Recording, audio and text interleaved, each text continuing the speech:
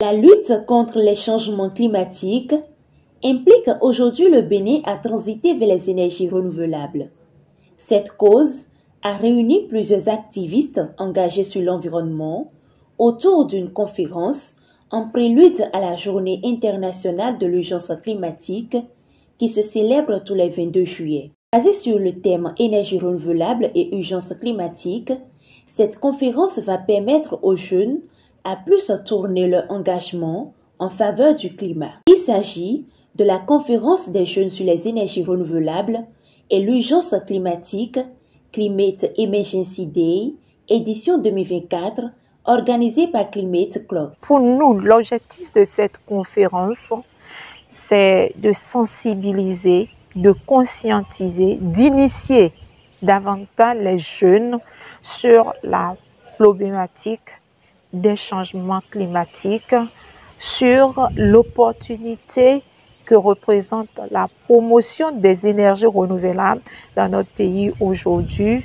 pour engager ces jeunes très tôt dans la promotion de l'énergie renouvelable, dans la lutte contre les changements climatiques. C'est l'occasion de pouvoir partager notre expérience, conscientiser justement la cible jeune pour qu'ils puissent s'emparer de ces questions et pouvoir être des acteurs de changement.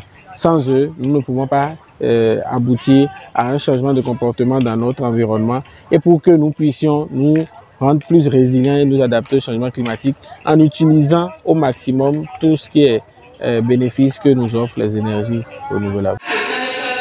C'est l'horloge climatique et c'est un réseau, une communauté, une grande communauté de jeunes, activistes, militants, acteurs de changement qui propulsent la voix des sans-voix, la voix des communautés qui n'arrivent pas forcément à dire ce qu'ils ressentent, ce qu'ils ont comme problème en ce qui concerne les changements climatiques. Un panel animé par ces activistes engagés a permis aux jeunes de bénéficier de plus de connaissances sur la nécessité et les opportunités autour des énergies renouvelables et la lutte contre les changements climatiques. Il dispose et peut utiliser en grande quantité l'énergie solaire. Toutefois, il existe d'autres types d'énergie également relatives à la biomasse énergie, à l'énergie éolienne également qu'on peut trouver au niveau de nos côtes et autres, et la valorisation également de tous les autres types d'énergie. Donc ça, déjà avoir l'information, prendre conscience qu'avec les énergies renouvelables,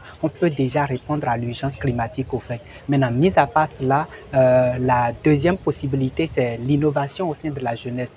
La jeunesse doit savoir comment utiliser, comment intégrer ces nouvelles sources d'énergie au fait à toutes les activités, à tous les secteurs au fait, pour rendre l'impact beaucoup plus grand au fait. C'est un peu ça. Après ma participation à cette conférence, je peux retenir deux choses. D'abord, premièrement, qu'il y a l'urgence et deuxièmement, qu'on doit mener des actions. L'urgence, parce que nous remarquons beaucoup de choses et aujourd'hui, les changements climatiques, beaucoup de dégâts qui affectent non seulement nous-mêmes, notre santé, mais également promet un futur vraiment désagréable à nos enfants.